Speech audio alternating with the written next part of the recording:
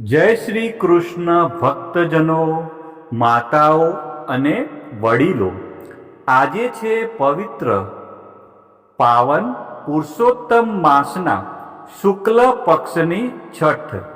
તો આ સુદ છઠના શુભ દિને માણીએ પુરુષોત્તમ માસની મહાત્મ્ય કથાનો છઠ્ઠો અધ્યાય અને ધનબાઈ મનબાઈની વાર્તા। અધ્યાય છઠ્ઠો। પ્રભુ વિષ્ણુ ભગવાનની વિનંતી। નારદ બોલ્યા, હે નિર્દોષ નારાયણ, વૈકુંઠના અધિપતિ વિષ્ણુ ભગવાને ગોલોકમાં જઈ શું કર્યું હતું એ સાંભળવાની ઈચ્છા છે, તો કૃપા કરીને તે મને કહો।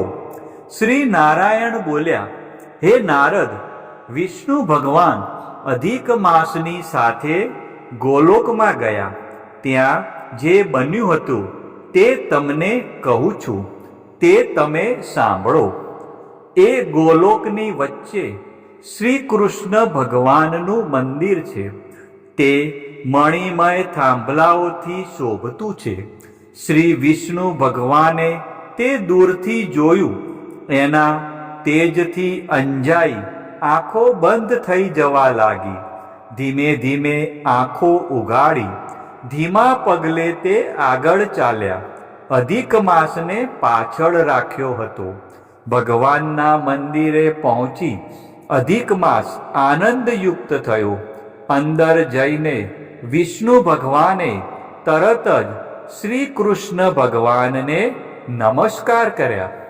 લક્ષ્મીપતિ વિષ્ણુ ભગવાને બંને હાથ જોડી સ્તુતિ કરી।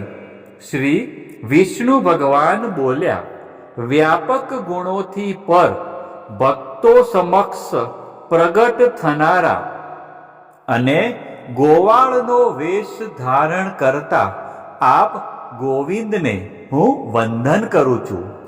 આપ વૃંદાવનની વચ્ચે રાસમંડળમાં રહો છો। આપની સુંદર આકૃતિ ત્રણે ઠેકાણે વાંકી ઉભેલી જણાય છે।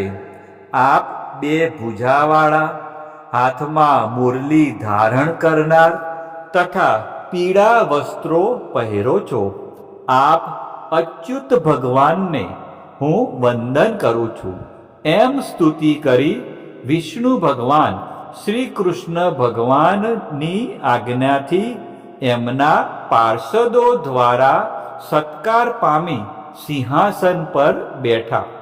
શ્રી નારાયણ બોલ્યા, હે નારદ, શ્રી વિષ્ણુ ભગવાને કરેલ ઉપરયુક્ત શ્રી કૃષ્ણ સ્ત્રોતનો પ્રાતઃકાળે ઉઠીને જે પાઠ કરે છે તેના સર્વ પાપો નાશ પામે છે, અપકીર્તિ નાશ પામે છે અને લાંબા કાળ સુધી સત્કીર્તિ રહે છે, અને તે જીવન પર્યંત સુખ સંપત્તિથી સમૃદ્ધ રહે છે। શ્રી વિષ્ણુ ભગવાને ત્યાં બેઠા પછી એ અધિક માસને શ્રી કૃષ્ણ ભગવાનના ચરણ કમળમાં નમન કરાવ્યું। તે વખતે શ્રી કૃષ્ણ ભગવાને પૂછ્યું કે આ કોણ છે? એ કેમ રડે છે? ગોલોકમાં વસનારા બધાએ સદા આનંદથી વ્યાપ્ત રહે છે, છતાં હે લક્ષ્મીપતિ, એને એવું તે કયું દુઃખ છે કે તેની આંખોમાંથી આંસુઓ વહી રહ્યા છે અને તે ધ્રુજી રહ્યો છે? નવા મેઘમંડળ જેવા મનોહર શ્રી ગોલોકનાથ શ્રી કૃષ્ણ ભગવાનનું વચન સાંભળી સિંહાસન પરથી ઊભા થઈ શ્રી વિષ્ણુ ભગવાને મળમાસનું સમગ્ર દુઃખ કહેવા માંડ્યું। શ્રી વિષ્ણુ ભગવાન બોલ્યા, હે વૃંદાવનને આનંદિત કરવામાં ચંદ્ર સમાન શ્રી કૃષ્ણ ભગવાન, આપની સમક્ષ આ અધિક માસનું દુઃખ હું કહું છું। એ સ્વામી વગરનો છે, એને કોઈ અધિષ્ઠાતા નથી, 12 મહિનાઓએ તિથિઓ, કાષ્ટાઓ તથા લવ વગેરે કાળ અંશોએ આને તિરસ્કાર કર્યો છે. સર્વ પ્રાણીઓ, વનસ્પતિઓ, નદી નાળા, સરોવર વગેરેએ એને ધિક્કારે છે. આ સૂર્યની સંક્રાંતિથી રહિત છે અને આ નધણિયા તો મલિન મળ માસ સદા શુભ કર્મોમાં ત્યજાય છે અને આ મહિનામાં સ્નાન કરવું નહીં તેવું સર્વ સ્વામીના ગર્વવાળા કહે છે અને તેને તિરસ્કારે છે. આથી તે મરવા તૈયાર થયો, પણ બીજાઓએ તેને મારી પાસે મોકલ્યો છે, તેથી અમારા શરણે આવ્યો છે. ખરેખર આનું દુઃખ દૂર કરવું અશક્ય છે. આપના ચરણ કમળને શરણે આવેલો કોઈ પ્રાણી કદી શોક કરતો નથી. એ વચન મિથ્યા કેમ થાય? હું સર્વનો ત્યાગ કરી અહીં આપની પાસે આવ્યો છું, તો મારું આવવું સફળ કરો, એમ પરમાત્માને વિનંતી કરી. શ્રી વિષ્ણુ ભગવાન શ્રી કૃષ્ણના મુખ કમળને જોતા એમની સાથે ઊભા રહ્યા. કથા સાંભળવા ઉત્સુક બનેલા શૌનકાદિ વગેરે ઋષિઓ બોલ્યા, હે સૂતજી, તમે ભગવત કથાનું દાન કરનારા છો. તે પછી ગોલોકવાસી શ્રી કૃષ્ણ ભગવાને શું કહ્યું હતું અને શું કર્યું હતું તે કહો. શ્રી વિષ્ણુ ભગવાન તથા શ્રી કૃષ્ણ ભગવાનનો આ સંવાદ સર્વ લોકોનો ઉદ્ધાર કરનાર છે. હે સૂત, બ્રહ્માના પુત્ર નારદજીએ ઋષિઓના ઈશ્વર શ્રી નારાયણને શું પૂછ્યું હતું તે કહો. એ નારદ મુનિ ભગવાનના મહાન ભક્ત છે, તેથી તેમનું એ પ્રશ્ન વચન ઉત્તમ ઔષધ રૂપ જ કહેવું જોઈએ. શ્રી બૃહદ નારદીય પુરાણના પુરુષોત્તમ મહાત્મનો પ્રભુ વિષ્ણુ ભગવાનની વિનંતી નામનો 6થો અધ્યાય સંપૂર્ણ. હવે પતિત પાવન પુરુષોત્તમ માસની કથાનું આપણે રસપાન કરીએ. તો આપણે હવે સાંભળશું ધનબાઈ મનબાઈની વાર્તા. ધારાનગરીમાં રાજા ભોજનું રાજ તપે. રાજા ઘણો દાની અને પ્રજા વત્સલ, પ્રજાના દુઃખે દુઃખી અને સુખે સુખી થાય એવો રાજા હતો. આ નગરીમાં ધનબાઈ અને મનબાઈ નામની 2 બાઈઓ રહે. બંને પડોશણ હતી. સાથે જ વ્રત કરે અને તપ કરે, ધર્મ ધ્યાન પણ ઘરે જ કરે. એવામાં પુરુષોત્તમ માસ આવ્યો.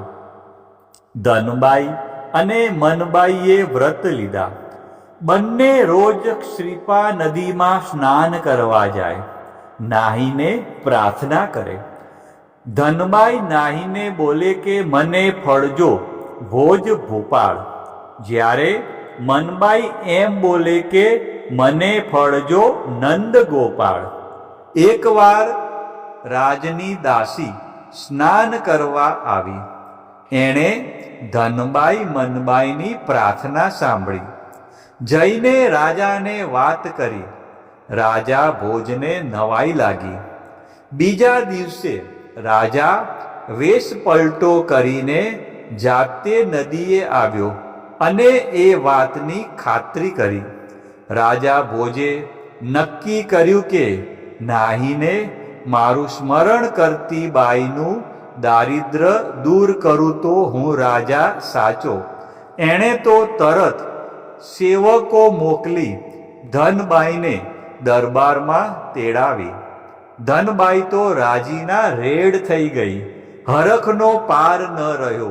નક્કી દયાળુ રાજા સોના મોહર અને હીરા માણેક આપશે. ધનબાઈ તો આવી દરબારમાં અને હાથ જોડીને ઊભી રહી. રાજા ભોજે એને અધમણનું કોળું આપ્યું. ધનબાઈની બોઠપનો પાર ના રહ્યો. એ તો મોટી આશા લઈને આવી હતી અને મળ્યું અધમણનું કોળું. આખા મહિનાની મહેનત માથે પડી. ફળિયામાં બધા જાણશે તો મારી હાંસી ઉડાવશે એવા ડરથી ધનબાઈએ કોળું 4 આનામાં કાછિયાને વેચી માર્યું અને ઘર ભેગી થઈ ગઈ. આ બાજુ ધનબાઈ ગઈ અને મનબાઈ કાછિયાને ત્યાં આવી. મોટું કોળું જોઈને વિચાર કર્યો કે કોળું જ લઈ લઉં. ફળિયાના છોકરા ખાશે તો રાજી થશે.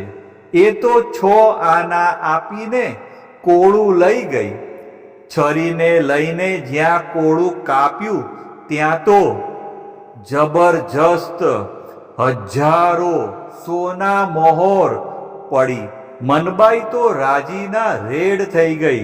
નક્કી આ પુરુષોત્તમ ભગવાનની જ કૃપા. મનબાઈએ 5 સોના મોહર વટાવીને સીધું અને સામાન ખરીદ્યા. 101 બ્રાહ્મણને નોતરી દીધા.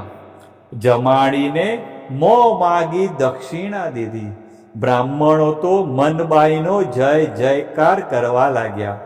આ જય જયકાર વેશ પલટો કરીને તમાશો જોવા આવેલા રાજા ભોજે સાંભળ્યો. ધનબાઈને બદલે મનબાઈનો જયકાર સાંભળીને એને નવાઈ લાગી. તપાસ કરતા જાણવા મળ્યું કે ધનબાઈએ તો કોળું 4 આનામાં વેચી માર્યું હતું. રાજા સમજી ગયા કે જેના ભાગ્યમાં ના હોય એને ભૂપ પણ ન આપી શકે. ધનબાઈને આ વાતની ખબર પડી ત્યારે એની આંખ ઉઘડી ગઈ. ભગવાનને ભૂલીને ભૂપ ભજ્યા એનું જ આ પરિણામ હતું. એમ કરતા બીજો પુરુષોત્તમ માસ આવ્યો. ત્યારે ધનબાઈએ પૂર્ણ શ્રદ્ધાથી પ્રભુને સેવ્યા. ભગવાનની કૃપા થઈ અને એનું દરિદ્ર ટળી ગયું. અમૃત માસ અંતરથી ભજે, ઘરે પુરુષોત્તમનું ધ્યાન, અંતરથી આરાધના કરે, અવશ્ય મળે ભગવાન. હે પુરુષોત્તમ ભગવાન, તમે જેવા મનબાઈને ફળ્યા એવા સૌને ફળજો. બોલો પુરુષોત્તમ ભગવાનની જય. ફરીથી મળીશું કાલે એક નવા અધ્યાય અને એક નવી વાર્તા સાથે. ત્યાં સુધી બોલો શ્રી પુરુષોત્તમ ભગવાનની જય.